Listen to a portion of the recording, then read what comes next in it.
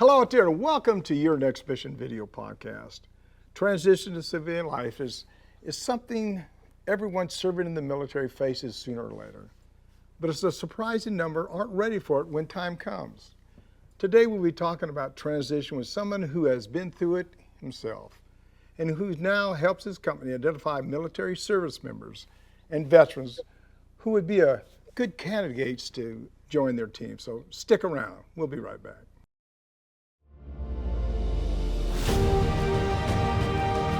Welcome to Your Next Mission video podcast, where we tell the stories of those who have served in the past and those who are serving today. From transition to financial wellness, VA benefits to mental health, we cover issues facing veterans, active military, and their families. Now here's your host, the 12th Sergeant Major of the Army and co-founder of the American Freedom Foundation, Jack L. Tilley.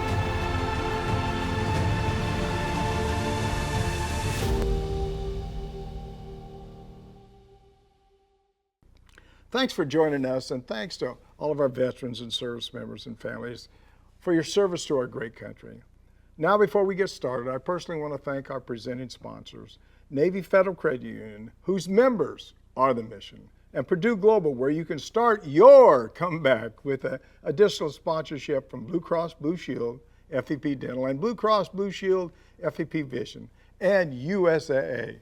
Together, they make your next mission happen. They love our veterans and families. Again, if you listen to the show anytime, we love them too.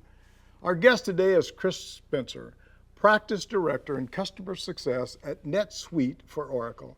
He is also one of the leaders of Oracle's Veteran Employee Resource Group. And Chris, thanks for joining us on the show. Thank you so much, Sergeant Major. Thanks for having me. Glad to be here, and thanks for everything that you're doing with the podcast and extending your reach to be able to help the community. Oh, God bless you. I appreciate this so much. You know, Chris, every time we have somebody come on the show, we always want that person to tell the audience just a little bit about yourself. So go ahead, Chris, tell us something about yourself. Gotcha. Okay, so I was born and raised in Northern California. You did a little bit of this, a little bit of that, trying to figure out what I wanted to do after high school. Poked around in some different jobs, trying to figure out what my career choices were going to include. I even tried to go, community college, and didn't quite vibe with that. And so the job I had, I was collecting coins out of laundry machines. And then one of my partners that I'd ride with just got out of the Army over here in Alameda. And he started to tell me about how the Army worked for him. And he was a dental tech, and I wasn't really wanting to do that, but he's showed me all the different options of what I could do. And so while we were on a route, I stopped at the recruiter office, and that day I signed up for the delayed entry program. And in March of '92, I went in Fort Dix to start basic. Took me to Aberdeen Proving Grounds for my AIT. And then my first duty station was Fort Hood. Did a year in Korea from Fort Hood and came back to Fort Hood, or Fort Cavazos, but came back to Fort Hood. And on that rotation, if anybody's done it, you start to question whether or not you want to continue to do it. So I went in to try to figure out if I can do something different than what I was doing, and that was a no-go. And so I opted to get out early on going back to school for an early drop. Came back to Northern California, and 3 weeks later, I started working here at Oracle. Yeah, it's funny when you talk about you wasn't sure if you fit in. I did the same thing. I spent 3 years, 30 days, got out of the Army, spent about 2 years, and realized I didn't fit in anywhere. So I went back in the Army, stayed another 30 plus years, that's for sure. Even though you didn't spend a long time in the Army, anybody that serves in the military, I certainly appreciate it. Did you learn things that helped you in Oracle later? Absolutely. I think some of the key things, there's many things that I did learn, but the key things is, how to stand out for the right reasons, how to speak with purpose, how to work on my strengths and commit to the decisions that are made and then follow through. I learned the importance of authenticity. A lot of the leaders, as we know, some of the leaders would try to do textbook theory and be able to make that connection with people, and then you can just tell the difference in the sincerity of those who are authentic on what they were trying to achieve. You just gravitated there more than the other way. And so I think from that I learned how to make sure that I'm comfortable in my own skin and try to make the connection through that path versus trying to be somebody I'm not. Yeah, I bet you met a lot of really interesting people when you were in the service too. Do you keep in contact with any of those guys that was you in the military with? I not too many. The one I do, Ronnie Kirk. He was the one that took me in one of my first duty station, and showed me the right way to do things. And then we still, I've seen him in the last 6 months. I've seen him twice. Yeah, well, that's good. It's funny you say that. When I was at Fort Benning, and I'm not sure what they call it, what they call it now, but when I was at Fort Benning at Sand Hill there, that I didn't have enough money, so my first sergeant actually paid for a car, and then I had to pay him back through the bank. So there was a lot of senior NCOs, I know, especially just that affected me and certainly affected you, that really helped change my life all the way through that. Did your time in the military change you in any way? It did. I think we all evolve and we change anyway. But I think the one thing that it really connected me to is learning how to change. And I believe that is one of the key successes of what I carry as far as the traits from service into civilian life is, my mom had noticed the change significantly, and she mentioned it at one time. She was looking at it, and we talked about it later. She was looking at it from a different lens. She saw her young son go from a boy to a man, and what that meant to me was the fact that it was different because I was being more assertive. I was being more independent, and of course, starting with a young family, I was starting to have to make decisions, which is a little bit more disciplined in how I was making those decisions and in the follow through and the commitments. Yeah, the one thing it made me grow up, because I went basic AIT jump schooling, and at my period of time straight to Vietnam, and so it made me grow up a little bit. So I tell people all the time, I went from 18 to 55 in about a year in the military. So I grew up a great deal. So, hey, if you could do it all over again, what would you do differently about your transition, out of the Army? I probably learned how to manage my emotions better. I think when you have a passion and your curiosity and you want to do things, there's a certain set of expectations that one has. And so sometimes you make decisions based off of how you feel. And although the feeling is good, I think it's got to be the main driver of what you're going to end up committing to, because that would be the consistency that you want. I got out of the service based off of an emotional response to what I didn't get. And, and I was bitter, I was upset. So although I may not have changed the decision, I would have changed how I went about it, because it affected the relationships I had. It affected the way I was going to plan to take care of my family and my future, and how I was going to approach it. I got very lucky, and I can say that now, but I would absolutely change the way I make the decisions and learn how to have more control around the emotions. Yeah. Do you ever wish you'd have stayed in the military? All the time. All the time. Everybody I talk to tells them the same thing. Man, I wish I'd have stayed. And it's, oh yeah, you can't look back all the time. Yeah, I think there's the saying now, you don't you miss the clowns, not the circus. That thing, and I do think it's the relationships that you miss. It's the the time you spend with others on your left and your right. But yeah, one of the things I tell everybody, if I met somebody in the military, maybe met him 20 years ago or whatever, if I picked up a phone and talked to him today, it's like I talked to him yesterday. The relationship, they're so close. They'll do anything for you. They'll help you out. They're all brothers or sisters that are committed for the rest of their life to be your friend, or to be your friend, or do whatever they can to help you in any way they can. It's always great talking to a veteran. It's always great talking to somebody that spent 3 or 4 years like me. I'm not going to call you a rookie. I stayed 36 years. I may have stayed a little longer than I should have. I don't know, but I sort of made it through there. Hey, when we come back, I want to hear your advice for a successful transition. But first, there's always a but first with everybody. But first, we need to take a break. So, Chris, don't go anywhere. We'll be right back. This is Your Next Mission video podcast with me, your host, Jack L. Tilley, 12th Sergeant Major Army. If you're enjoying this discussion, let me tell you something. If you're not enjoying it, something's wrong with you, because we're talking to Chris about transition, about life, about how to get out of the service. Please like us. Click on the little subscribe button below. And be sure to click on the bell to receive notifications of all of our upcoming video podcasts. I'll be right back after a word from our presenting sponsors.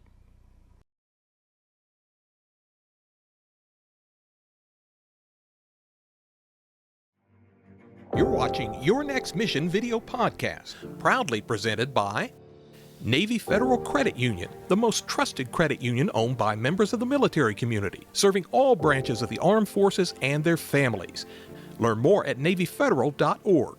Their members are the mission. And Purdue Global. You're ready for a comeback, and with Purdue Global, you can do more than take classes. You can take charge of your story, of your career, of your life. Earn a degree you can be proud of and get an education employers respect. Start your comeback at purdueglobal.edu. Now back to your host, the 12th Sergeant Major of the Army, Jack L. Tilley.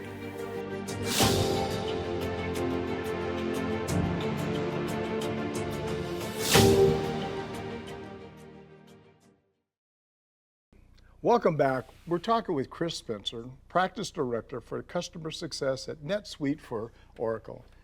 Before we get back to our discussion, I want to let you know about a way to support the work we're doing on behalf of our veterans and families here at Your Next Mission. If you have a used vehicle you're planning to get rid of, or some property that you don't have any plans for, you can donate it. Go to your website, or go to our website at AmericanFreedomFoundation.org/donate. Click on the vehicle donation button or the home donation button and support our work. Please know every penny from these donations goes to support our veteran community. Chris, you've lived, transitioned the military to civilian life after nearly 30 years in the corporate world. You've seen both sides. How soon do you think a service member should start that transition from the military? That I think that's the infinite burning question, is how much is enough time? I think generally we're falling around 2 years seems to be the right amount of time to begin the active planning. After giving it much thought, I would like to believe it's probably a different answer if you're thinking about some of the things that I've heard, especially in one of your podcast episodes from the Futures Command, where General Rainey and Sergeant Major Hester talked about transformation. And so without getting too deep into it, I think that the transition piece is the initial phase of what you're wanting to be able to understand that you want to do, what your family needs are, what your home situation, the money situation will include.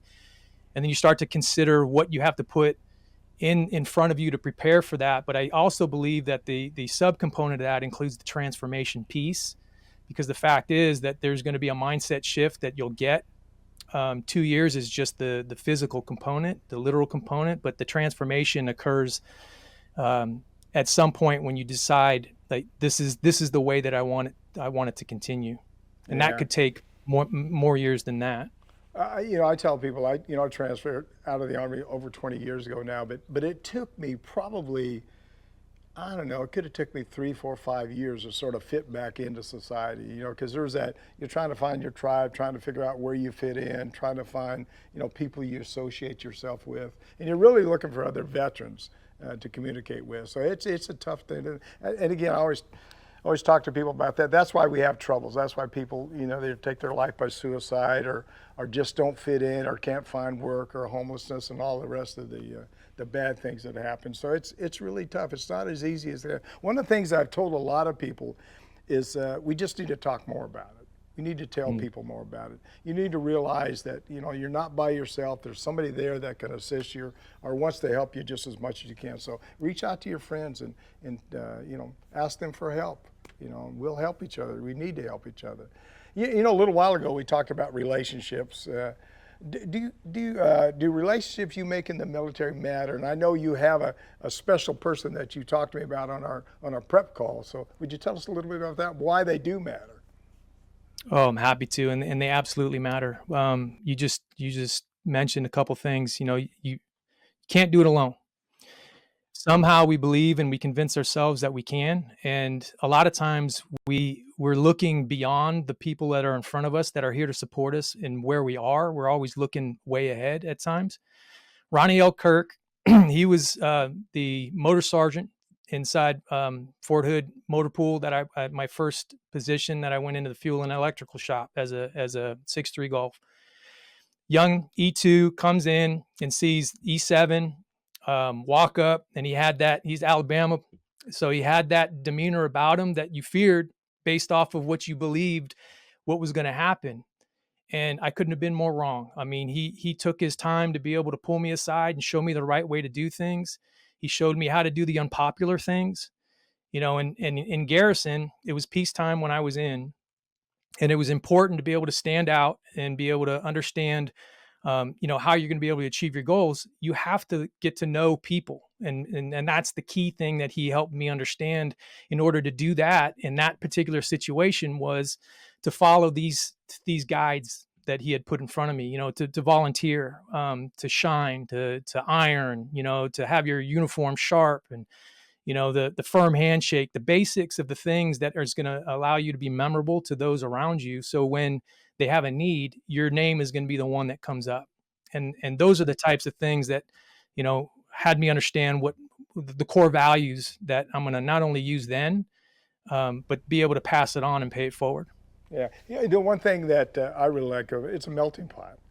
You learn about different cultures, different people, you just learn about different cultures, different people, and things you think that aren't necessarily true. So I've certainly got a lot of friends that came out of there. How important is it to find a mentor or a coach or somebody you think of as a coach or a mentor for yourself? That's extremely important. It's almost absolutely necessary. And the things that we learned in service, you have formal leadership and informal leadership, right? And so you have the ones by hierarchy that are by title or something like that is the ones that you can look to for direction in certain ways. The informal ones are the ones that are probably your peers or, those that you just interact with and you didn't really have a plan to have that relationship shape. But, when you're personally trying to find your particular path, the mentor is key because you're choosing the person that is aligned to where you are so they can meet you where you are. And there's no better way to understand that, to know that, you can't have one selected for you unless you're going to get lucky. You have to seek that person out yourself because only you are knowing what you're going to want to achieve. So you have to have that match. Yeah, it's funny you say that because one time somebody said, well, I'm going to assign you a mentor. And I said, no, you're not. Because it may not be the right fit for me. I want to find somebody that I feel comfortable talking to or like that. And yeah, so I had to find the right person. The other thing is, I've always thought that not one, you probably ought to have two or three people, depending on what the situation is. People need to reach out and talk to a little bit. So I had a couple mentors, or I call them mentors or coaches that can assist you. One of the it's probably the same at Oracle, but the higher that you move up in your leadership, it gets a little bit smaller towards the top. Sometimes you just don't have nobody to talk to about issues that you have. So who are you going to talk to? I got to be honest with you. A lot of times I just talk to my wife about stuff, and she was pretty wise about those things too. Yeah, that's for sure. Hey, do you think that too many people only look for the same kind of job in civilian life that they had in the military? I mean, there's a lot of people who said, I'm going to be a truck driver. I was a truck driver, a mechanic, or whatever. But they're looking for the same kind of job when they get out. Yeah, I think that's probably one of the top three things that, as being an advocate, a veteran advocate, military affiliated advocate, is to help unravel their belief system in their career choices. Comfort is a killer, right? We get comfortable in believing this is what I'm good at. This is what I did. This is where my strengths are. And it's because you're living in somewhat of a contained life cycle that is the military service because of the structure and because your focus, it could be op tempo, your mission, your unit, and all these factors that just have you go through the repetitions to believe that. When you're getting ready to transition, it's hard to help people visualize that you're in control of your own destiny. And so you have to unwrap, you don't have to do that. You can do whatever you want. It takes a little planning. We're talking about mentors. It takes a couple of people to be able to point out the hard things to you. You can do this if you do these things. And then it's, the planning part after that, because we're really good at, once we understand it, we can attack it. It's just to get our comfort levels to be able to give us permission to try something different and do what we actually want to do versus what we believe we have to do based off of what we were doing. Yeah. There's a comfort zone that you're in, that zone you talked about just a minute ago, and you're right there in your zone. Everything's okay. I know exactly what to do. I'm not going to step out of this box. Everything, and just keep going that way. But if you want to be successful, if you want to advance in life, you got to step out of that box. You got to start doing things that you don't feel necessarily comfortable doing. I remember years ago, there's a guy named John Kearns was his name. And he said, you're going to be the guest speaker at an event at PLDC when I was a first sergeant. And I said, well, first I said, yeah, he was a sergeant major, I was the first sergeant. I said, yeah, okay, sergeant major, I'll do it. Well, I went back up and asked another first sergeant to do it for me. He said, oh, sure, I love doing that, I'll do it. So I walked back down there and I say, first sergeant, or sergeant major, first sergeant so-and-so is going to do the speech for me. I guess it's okay. No, it's not okay.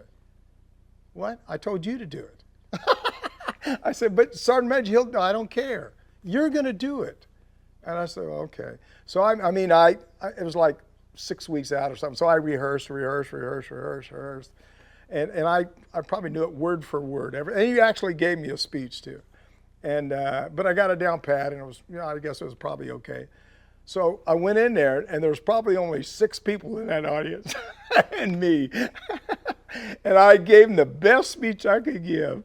But after that, people kept calling me, say, hey, would you come and speak at this event? Would you speak at this event? Would you speak at this event? So he really helped me in my development phase in the military, which I thought was very, very smart on his part. He was a great guy, a good mentor, and certainly a good friend, that's for sure.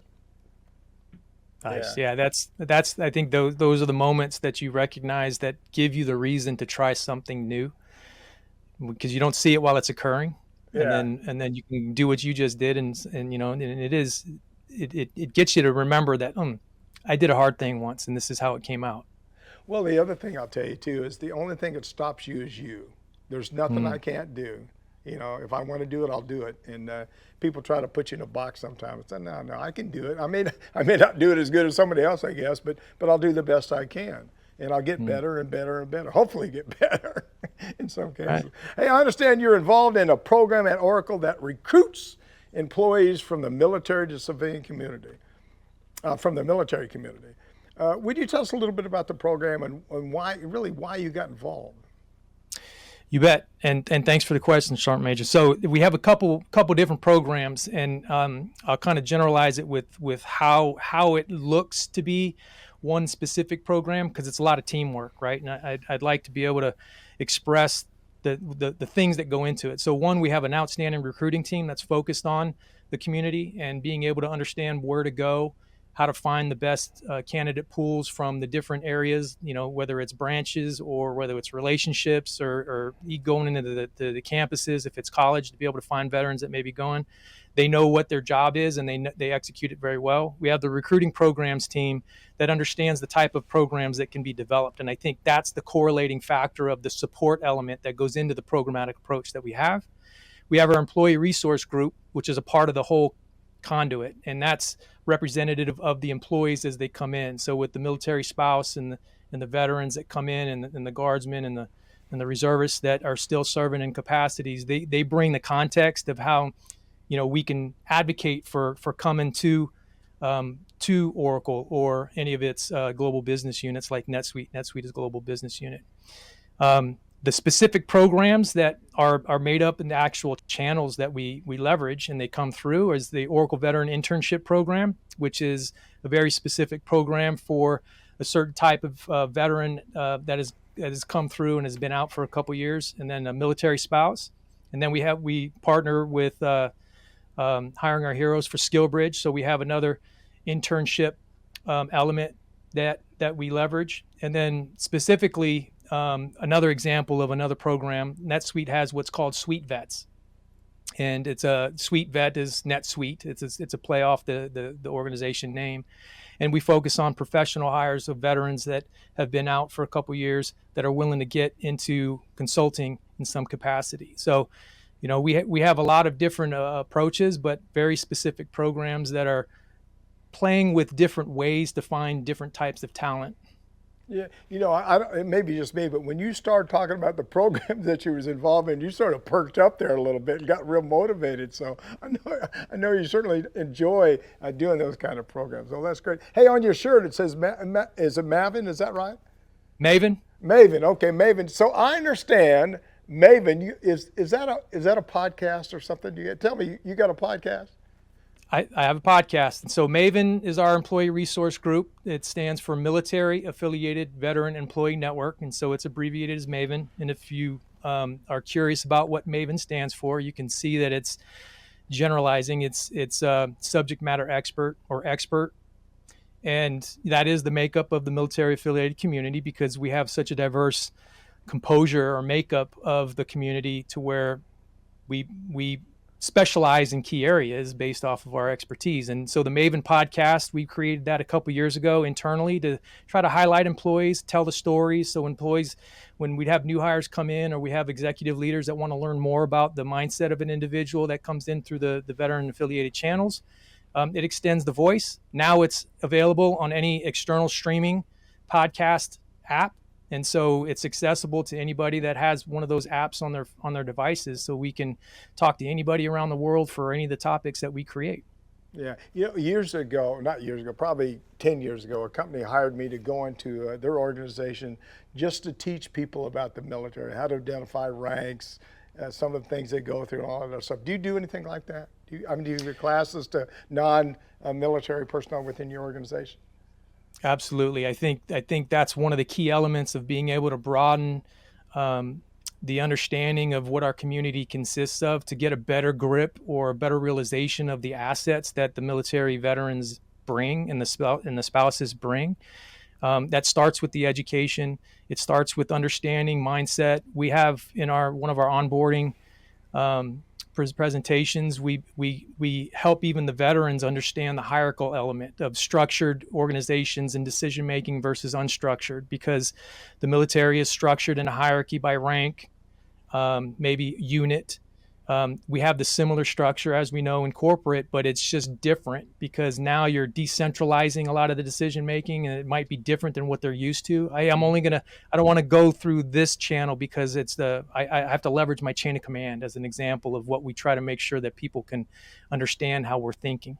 Oh, wow. Well, you guys are doing a heck of a good job right there at Arco.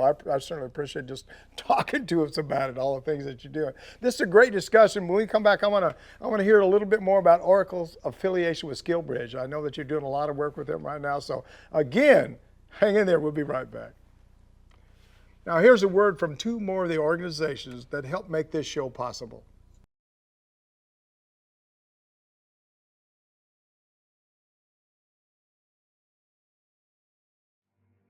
You're watching Your Next Mission video podcast, brought to you in part by Blue Cross Blue Shield FEP Dental, Blue Cross Blue Shield FEP Vision. Part of transitioning out is that dental and vision insurance breaks off from your medical insurance. Vision and dental is very important to be able to enjoy your retirement. Blue Cross Blue Shield makes the transition so much easier. And USAA. A promise is a trust not to be broken, whether spoken with an oath or sealed with a pinky. And after 100 years, we're still taking care of the military community and their families. That's our mission, always. Now back to your host, the 12th Sergeant Major of the Army, Jack L. Tilley.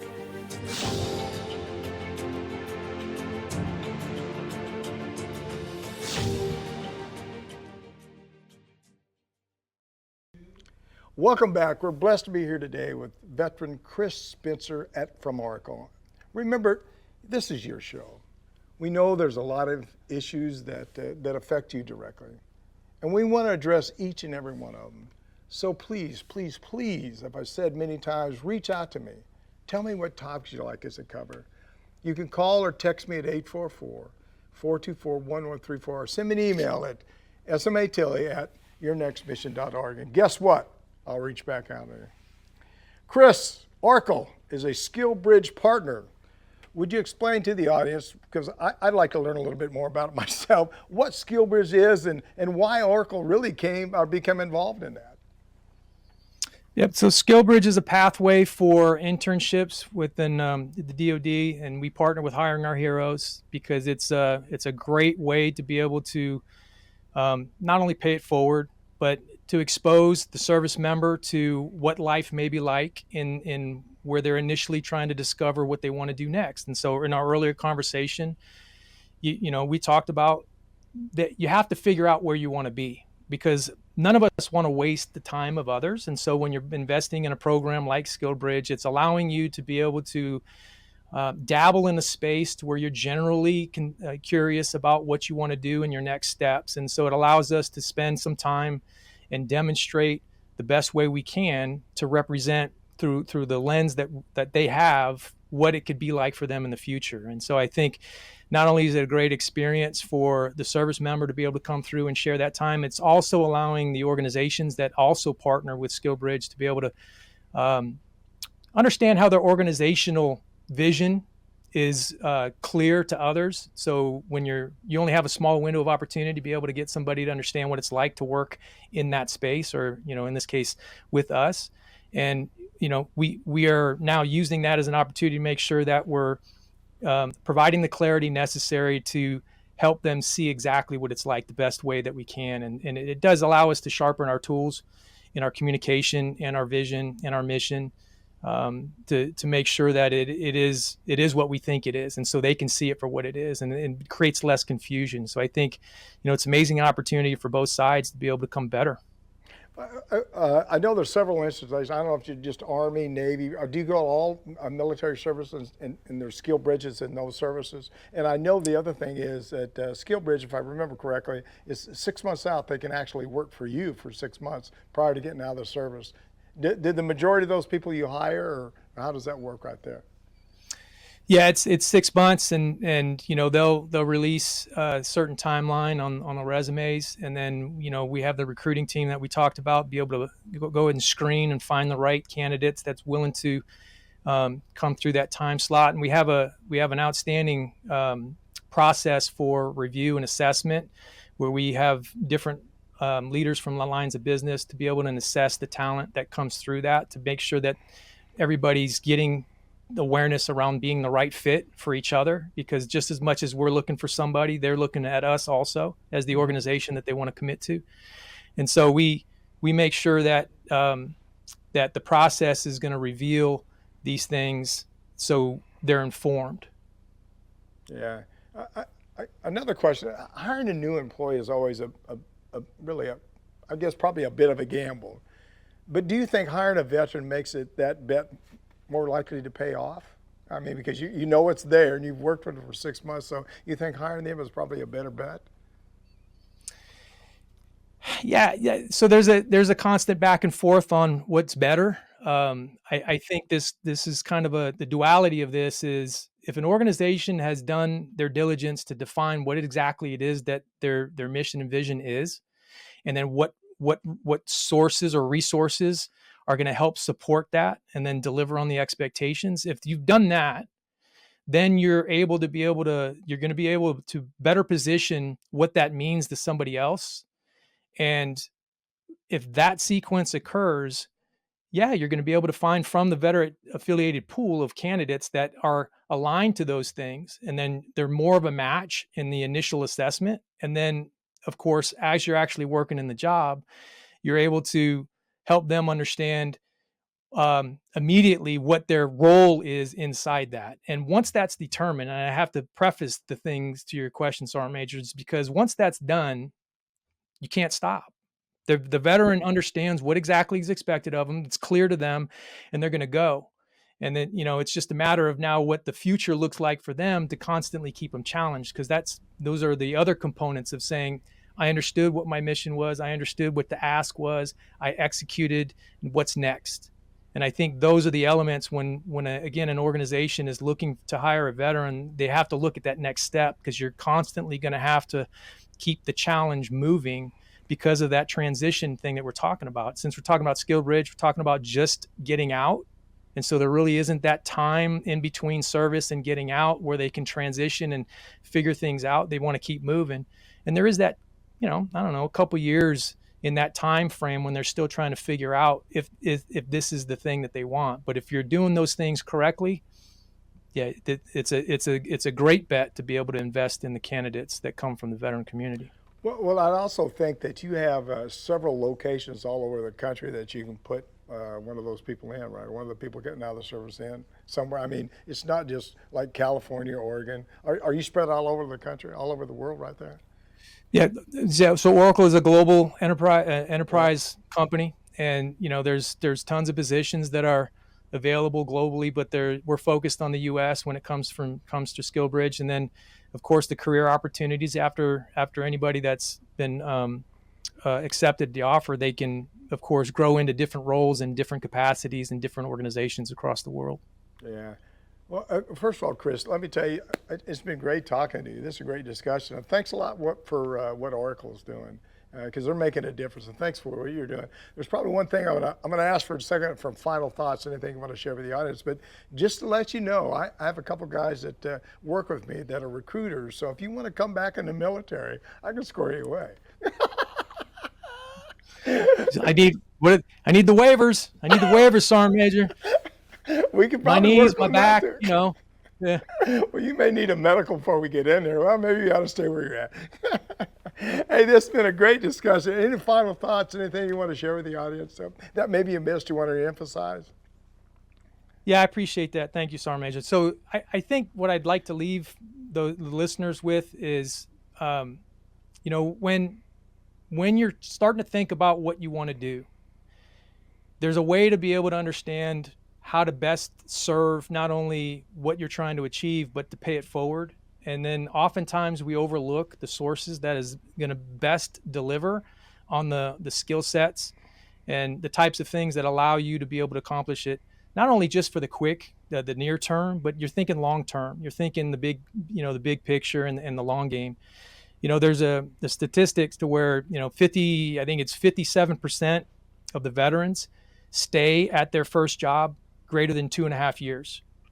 And I think if you look at the numbers, you're looking at the commitment, you're looking at the loyalty, you're looking at the skill sets, you're looking at the coachability, you're looking at all of these factors. It's not only just the behaviors and the personality, the aptitude, attitude that recruiters would look for. It's the commitment and the loyalty to whatever it is that you're trying to achieve. And I think with those numbers, it's clearly indicating that, when you choose from the veteran community, you're getting a commitment, you're getting the skill, and you're getting the ability to have that informal leadership on knowing when to take initiative and when to ask for help. I think with that, it's better served for us to consider those things and then really discover, how are you going to keep moving your organization forward if you don't choose from those assets. I think there's a nice comparison that will get you to realize for yourself, pick a veteran, pick a spouse. Yeah, I got to tell you another story. I got a ton of stories, especially when you get older, you got a lot of stories. But I had a good friend of mine that was getting out of service, and I helped him get a job, and the job was a pretty good paying job. And after I got him connected with this guy job, they hadn't signed a contract or nothing, but they was talking back and forth. The guy was clearly going to hire him. Well, about a week after, another guy approached me and was going to pay him like I don't know, $15,000 or $20,000 more. For this job and sort of lead the first person. And I asked him to say, do you want to go? This is going to be more money for you. You know what he said? No, because I'm committed to that. I would have said, wait a minute, let me think about that a little bit. But he was committed. He wouldn't change his mind. He said, I'm going to go to work for these guys. I like them. I like what they're doing. I trust them, and I'm going to go with them, even though I'm not going to make quite as much money. But that's about loyalty, commitment, and all the things you was just talking about. So that's you get a good person, and no matter what services, you get a good person that's loyal, dedicated, committed to helping whatever organizations they are going to be working with. So I really appreciate what you do and what you continue to do. Do you have a website or email or address, or email address, or maybe a phone number? If somebody wants to reach out to you, they can contact you. Yeah, so there's a couple things. I'll lay three down. One is oracle.com/veterans. If you go to our website, you can learn more about the programs that we've talked about. You can join our Veteran Talent Network and get connected with one of our outstanding teammates that can guide you on anything. And you might end up talking to me in that indirect way. I'll point you to the Maven podcast. It's on all podcast streaming apps. I don't know, Sergeant Major, maybe one day you can come on and be a guest and we can reciprocate and I can ask you some questions. Absolutely. Just let me know when. I'm here for you. That sounds good. I mean, because we're in it for the similar reasons. Yeah. We want to extend the voice. And anybody that listens to that is going to hear stories about the employees. They're going to hear stories about our employees who served and they went what their service looked like. And then you're going to hear some leaders talk about what it takes to career plan and then be able to establish the relationships and the connections.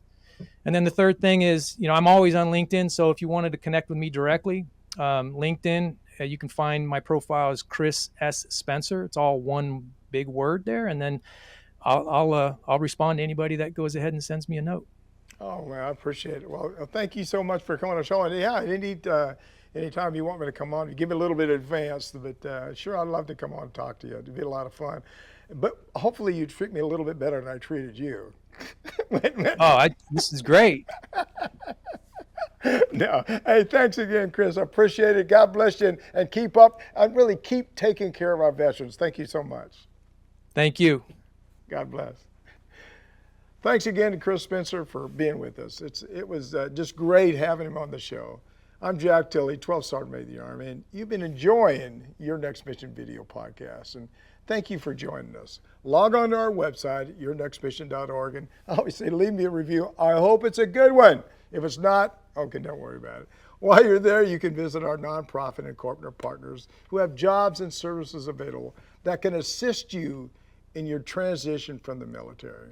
And check out our job board in partnership with Recruit Military, an upline where you can create your own personal profile that will match you just the right job for you in real time. You can follow me on my personal social media pages, Facebook, Twitter, Instagram, YouTube, LinkedIn, and Rumble. And if you like what we're doing with Your Next Mission, please click on that subscribe button below. And don't forget to click on the bell to receive notifications of all of our upcoming video podcasts. Don't forget, we want to hear from you. Please leave me a message or send me a text at 844-424-1134 or send me an email at smatilley@yournextmission.org. Thanks again to Chris Spencer for joining us today. And I would just say I'm just pumped up about Oracle. I'm pumped up by the fact that they want to help our veteran community. They want to do things to put you in a good position, to make you have a good job employed with them, and they want to take care of you. Our veteran community does so much for this country. I always tell everybody, when I went in the service, I raised my hand and said, I'll protect and defend the Constitution of the United States. I'll die for you. I'll give up my life for your freedom. That's what they want to do. They want to pay you back. So let them reach out to Oracle, reach out to the website and the phone number and see if you can find employment, because they care about our veteran community. The family cares about our veteran community. Thanks for watching. Thanks to New Mind Students and, of course, our sponsors, Navy Federal Credit Union, Purdue Global, Blue Cross Blue Shield FEP Dental, Blue Cross Blue Shield FEP Vision, and USAA. We appreciate all you do for our military. And as always, see you on the high ground. Hooah!